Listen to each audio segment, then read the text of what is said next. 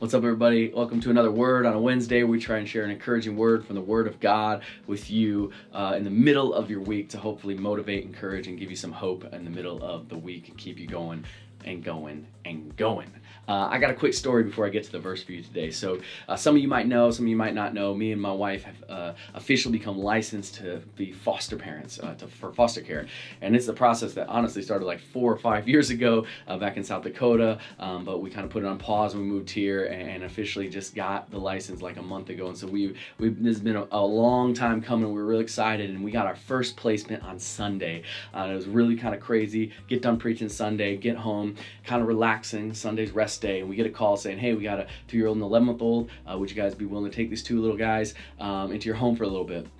And we're like, yes. And then we started scrambling, right? They're like, we'll be here in an hour. And we're like, okay. So in the midst of our scramble, we're trying to get the crib ready and trying to get sheets ready and trying to make, do we have diapers? What do we have? What do we not have? And just, all the emotions that are coming, like this is finally happening. We're finally doing what we hoped and could do. And my wife sent out a quick text to a few friends, and they just started praying.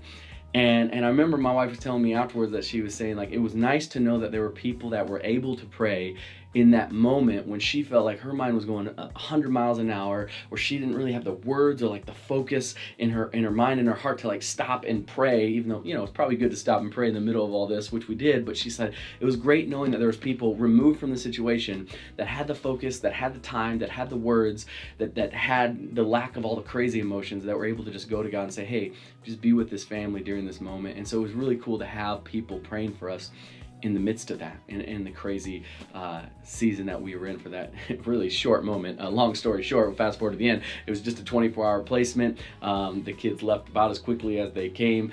We got no sleep that night, which just made it a little bit difficult, but it was a great time for us to kind of step into this foster care. But as we've gotten some sleep and as I've been reflecting on that, one of the verses that kind of popped in my mind was this idea of prayer. And so Ephesians 6 says, and pray in the Spirit on all occasions with all kinds of prayers and requests. With this in mind, be alert, always keep on praying for all the Lord's people.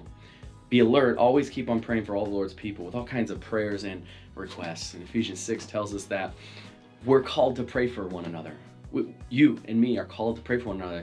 And it was really awesome to know that we had people praying for us in the middle of this mess, that were, like I said, were removed from the situation, that didn't have all the crazy emotions and could focus and just lift this moment up to God for us, on our behalf, praying for us. The only reason they were able to do that is because they knew of what was going on in our life, that we shared and we asked for prayer. And so I want to challenge you in a couple ways. One, I want to challenge you to share your need for prayer with people. Maybe you're going through something hard. Maybe you're going through something exciting. Maybe you have a big decision you have to make. Maybe you just need some prayer. And people can't pray for you if they don't know that you need prayer. So I would encourage you to share some prayer with people. The second thing I want to encourage you to do is to actually then pray for people. You probably know of some situations going on in somebody's life that needs some prayer. And so start praying for them. Start praying for them. And then the third little thing that I want to encourage you this week to do is one of the really cool things that happened for my wife in the middle of this was there was someone that reached out and said, hey, I know this sounds strange, but I want to share what I'm praying for you. And she goes, I was praying that you wouldn't get discouraged when it becomes difficult, and know that you were called to do this, that you wouldn't get discouraged even when it becomes difficult. And unbeknownst to them, it was difficult. That very first night, my wife did not get any sleep, and it was very difficult for us. And there was some discouragement maybe starting to come. And she said, I was encouraged knowing that someone was praying that I wouldn't get discouraged. Like there was encouragement in knowing exactly what they were praying for. So my third challenge to you this week is, as you pray for people that are going through stuff, maybe share a quick text or a quick phone call telling them and letting them know, hey, I'm praying for you, and I'm specifically praying for this.